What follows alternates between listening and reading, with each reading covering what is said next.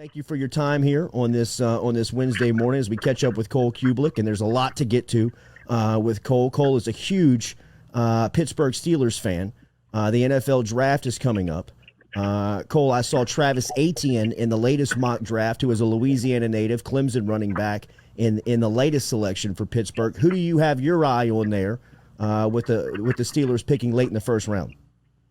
I think if you're gonna, it's funny you said that. We dropped my 6-year-old daughter off at kindergarten this morning, and my 3-year-old walks with me, and we get back in the car, and he wants to hear "Here We Go Steelers" on the way home. So we were just listening to that on the way back from school. So it's a good morning when that happens. But I mean, if you're going, have you brought him to Heinz? Has he been to Heinz yet?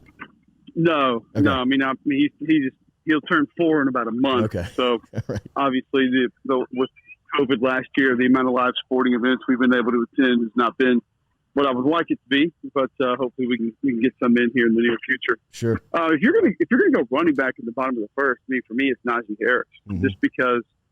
I mean, I hate to make this comp because I'm not a huge comp guy, but I mean, I think about what Le'Veon Bell was for that team, and I think you bring in a similar guy, somebody who can handle the load between the tackles, somebody who can obviously help you in pass protection. He's not afraid to step in there and do that, and somebody obviously who can catch the ball out of the backfield. But I mean, if you're going to go as much quick game as Pittsburgh's going to go with some new offensive linemen, then I want somebody who can help me in protection a little bit.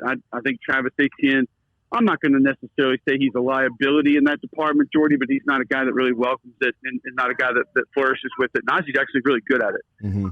So, I mean, I think a little more physicality with Najee, maybe even a little bit more well-rounded. He might not give you the explosive capabilities that Etienne does as often, but I think you get a guy a little more well-rounded that's obviously going to benefit your team in multiple ways. We hear one of Cole Cubelic's latest tweet coming to life in real life right here on the Jordy Culotta Show, where Cole tweeted last night, "I wonder what the 21-year-old me who was lifting weights and running a 300-yard shuttle outside in the middle of the day in July would say if I told him, you'll be 5 times more exhausted than just trying to get a 6-year-old and a 3-year-old bathing in PJs asleep in bed." How's parenting going, bro?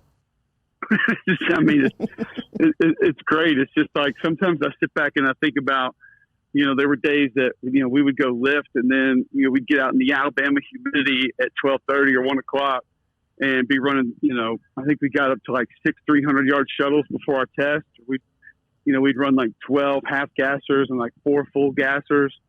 And, in the first coaching wave under Bowden, we did fifths, which is, obviously 1 lap all the way around the field. I think we would get up to like 7 or 8 fifths, and they were timed, and you had a certain amount of rest. So I sit there and I think about 2-a-days, sit there and think about playing for Rick Trickett, sit there and thinking about, having these marathon practices when Somerville first got there where they would take the periods down. And I'm like, man, I've only got 2 of the 3 by myself last night, and just trying to get them to sleep and trying to get them to behave.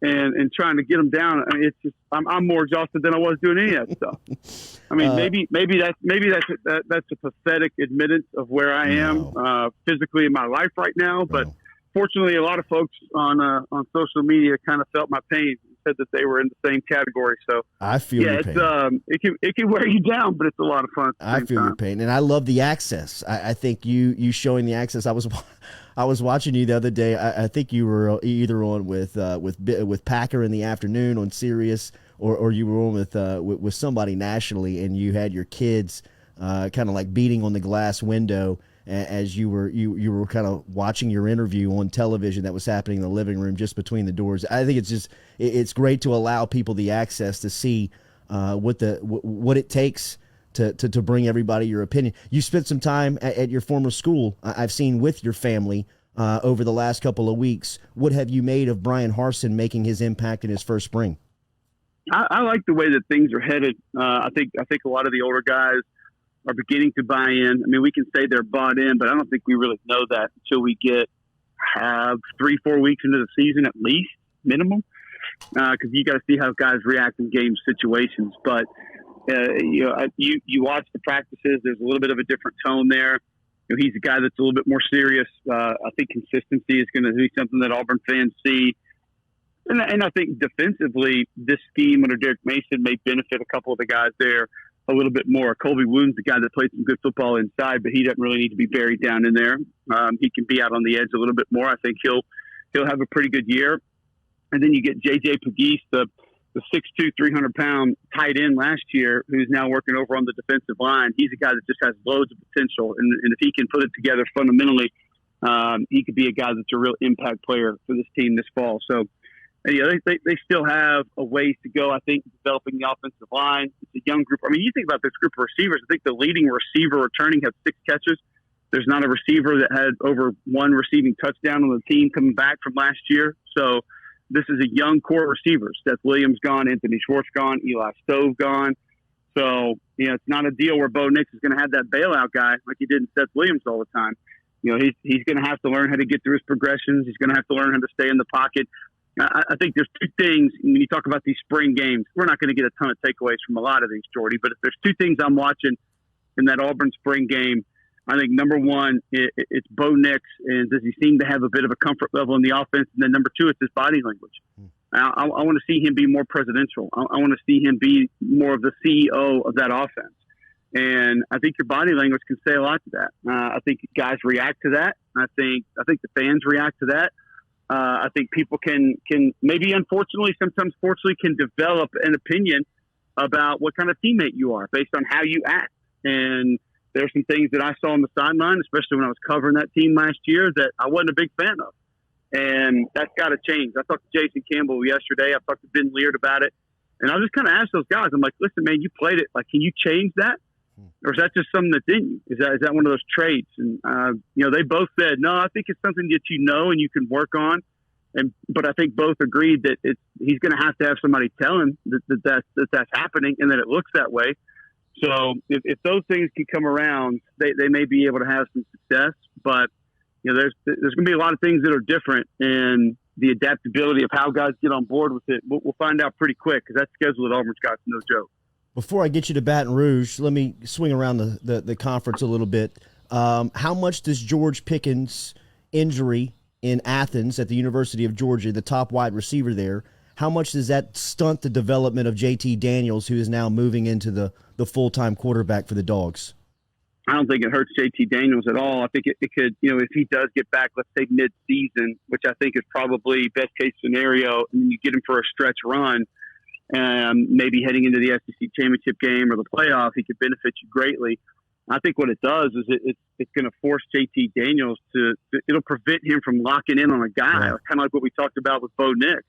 It's easy to have, Odell Beckham, or it's easy to have Jarvis Landry, or it's easy to have Seth Williams. It's easy to have AJ Green and just say, you know what, worst comes to worst, we'll just give it to that dude and see what he can do with it. I think it might help him spread the ball around a little bit more, maybe focus in more on what the best option is for where he needs to deliver the ball. But I think his development will be fine whether he had him or not, because now he knows he's the guy. I think that's the biggest difference with Georgia heading into the season. They're going to know what their offense is. They're going to know what their identity is on offense. I mean, I had that Kentucky game last year. Keep in mind, I flew from that Kentucky game. We had a noon kick, and I got home that night for Halloween. So we're talking about right before we roll into November. That offense was inept.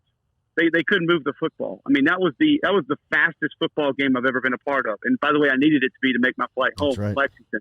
But I think Georgia threw like 3 passes in the first half, and Kentucky may have thrown like 2 in the first. I mean, it was ridiculous.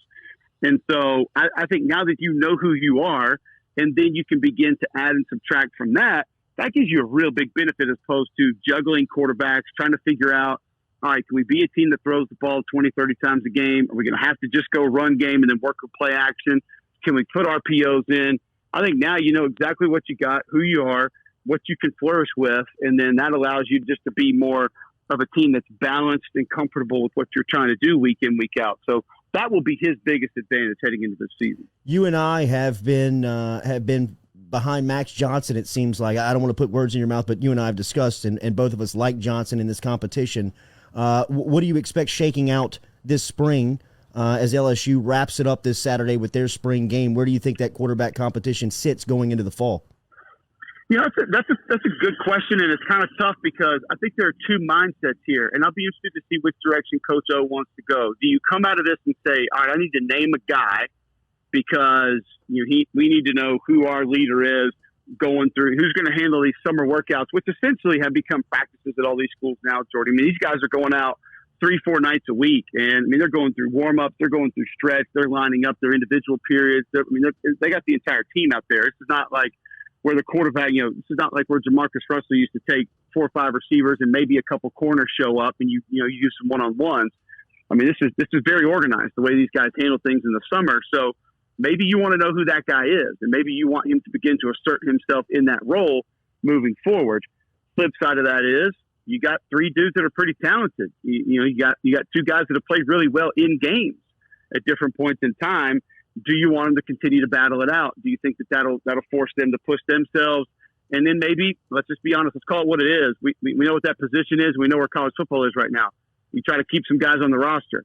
I mean, we saw this, 2 years ago, where, I think 3 guys left before the season began. Now, obviously that worked out because we know what the season turned into, and we all knew who the guy was going to be. But, you might be able to maintain a couple of guys on your roster, and who knows who actually goes out there and wins it. But I'm with you. If I'm putting a wager on it right now, Max Johnson's the starting quarterback at LSU. 2 years ago, you were in Baton Rouge giving the Joe Moore Award to the LSU offensive line, who was on a national championship run at the time. What do you think about that group who has, you mentioned bringing players back. I don't think that there was any unit that experienced more success than getting guys back that they had to have back, like Deculus, Ingram, and Shanahan, and Rosenthal and crew. What do you make of that front for LSU's offense going into the season?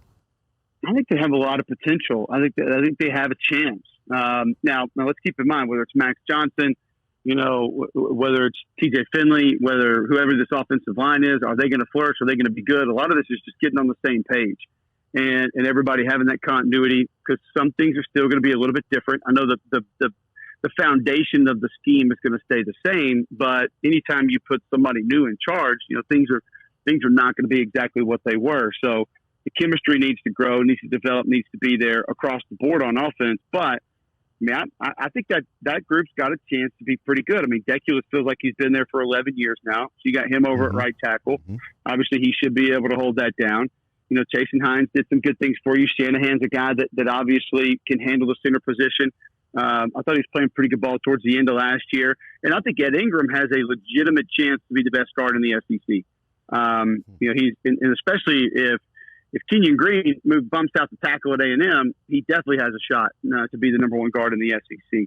But he's a guy that has put together some good football at times. And then you mentioned you got a few other guys, whether it's Rosenthal, Wire, that have played, that have been on the field. It's just finding the right 5, getting everybody on the same page. But you got some experience. You got some guys that have played in big games. You got some talent, some guys who can move some people. So I expect a pretty big – we were talking about this yesterday with the ESPN FPI.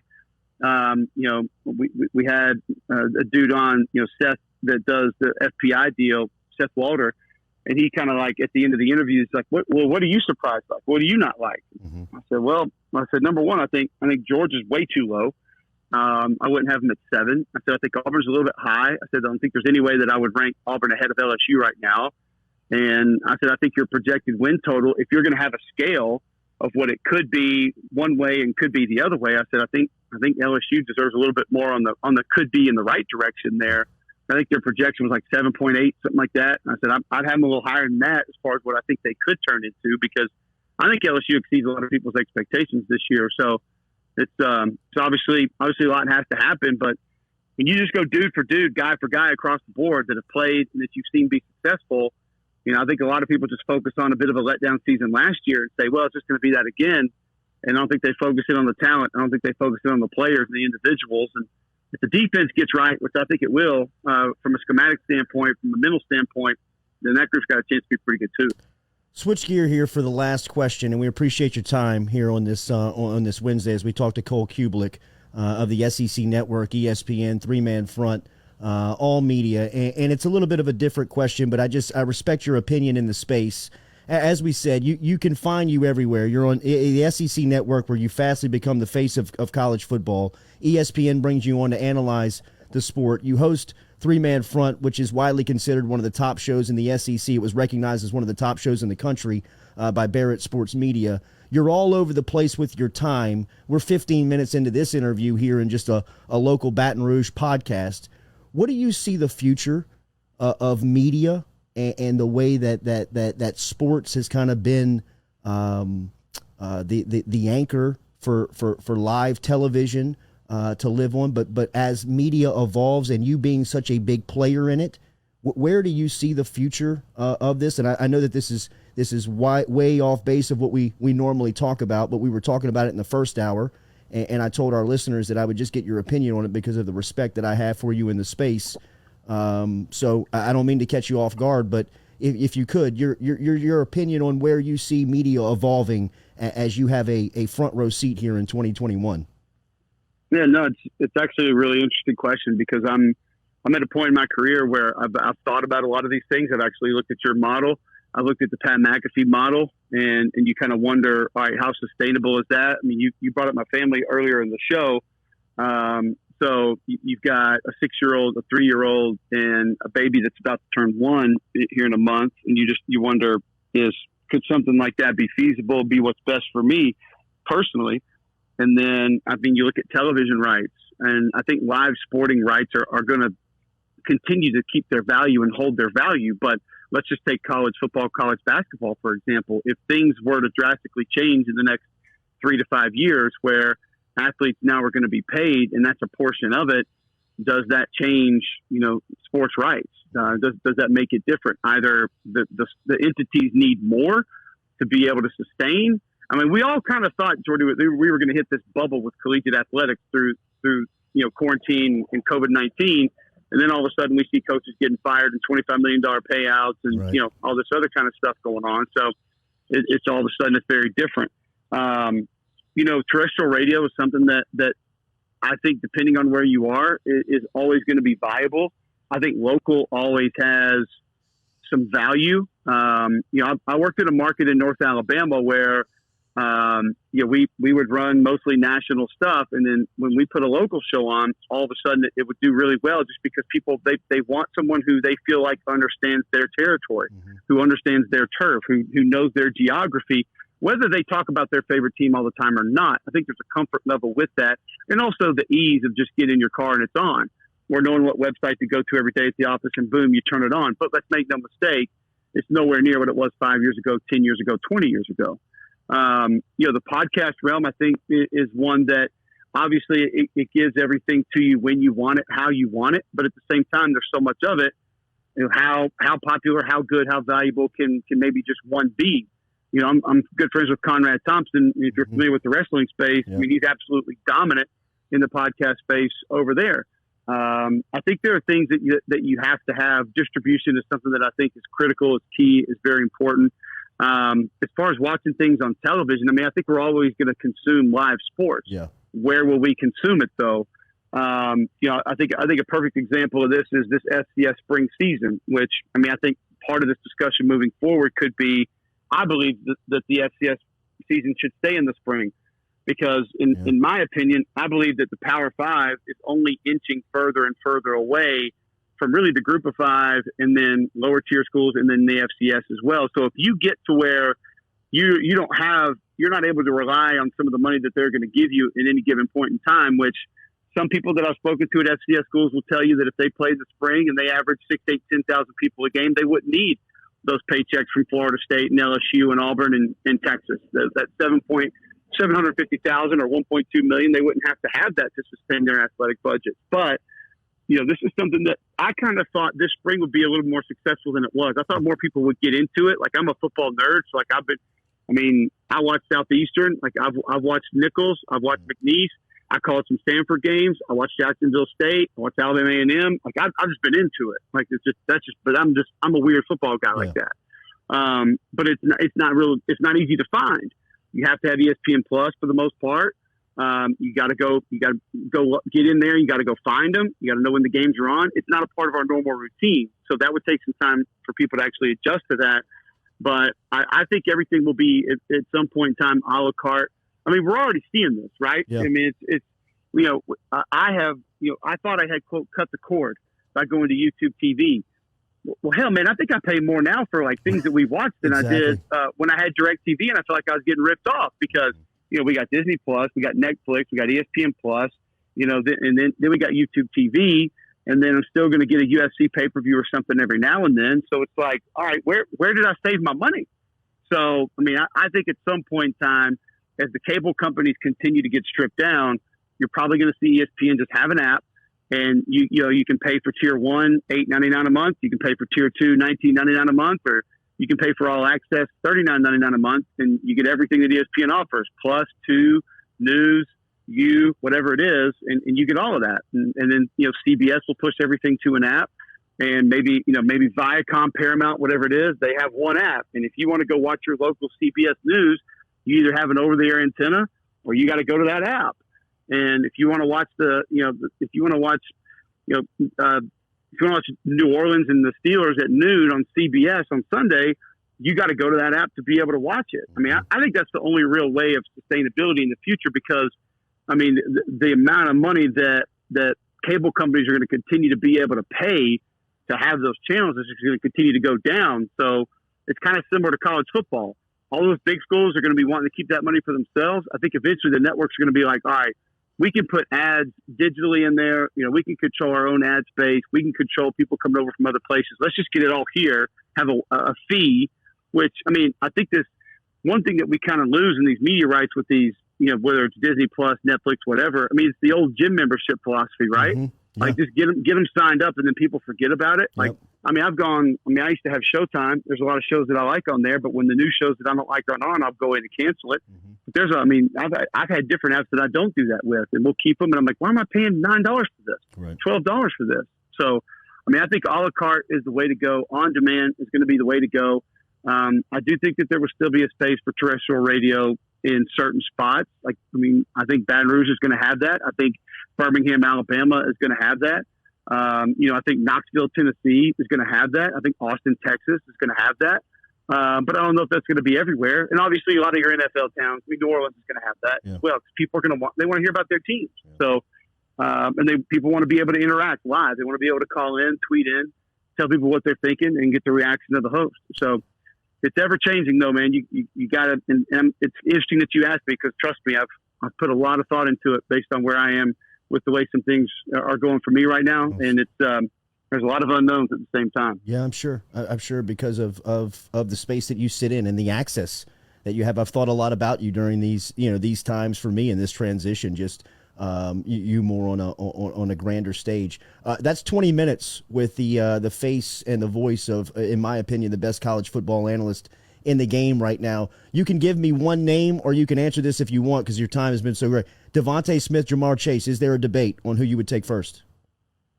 No, not anymore, because I think Jamar has separated himself physically, and I think there's a little bit of a grouping with. Now, I do think Devonta Smith is ahead of these guys, but I think my biggest question mark in the draft right now is, why are more people not talking about Elijah Moore? And Kuiper actually had him, I think, 22nd in his mock yesterday, which he's the first guy that I've seen put in the first round. Yeah. But whether it's Jalen Waddle, whether it's Kadarius Toney, whether it's Elijah Moore, Devonta Smith, I think you can get really close with that group. Jamar physically has sort of put himself ahead of those guys. He's physically a different player. Yeah. Than those guys are, just with his stature and his build. And now, granted, he had 6 months to go down to Exos and work on that. So there's a big advantage there. And I think some teams will see that and probably at least take a step back and notice it. But for me, Jamar Chase is a different guy. So I'm taking him first off the board, and then probably make a decision between those others that we just mentioned. Bro, your time. I'm so grateful for it. Thank you. That's 20 minutes you gave up here on this Wednesday morning with a lot of knowledge and insight. Thank you very much. Have a great week. We'll talk again soon.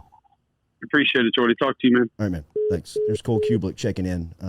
Man, that was good stuff from Cubelic there, as gave you everything from the Jamar Chase to the Devonta Smith debate, all the way up to the media and how he sees it change. He's got a great seat. He's got a great front row seat to what's happening as far as the media landscape changes, and he is one of the commodities within the media game that everybody is trying to kind of get their hands on because of his college football access and just the content that he could provide by having him on your team. Or, like he said, he's thought about the Pat McAfee model because of the leverage and relationships he has and making that work.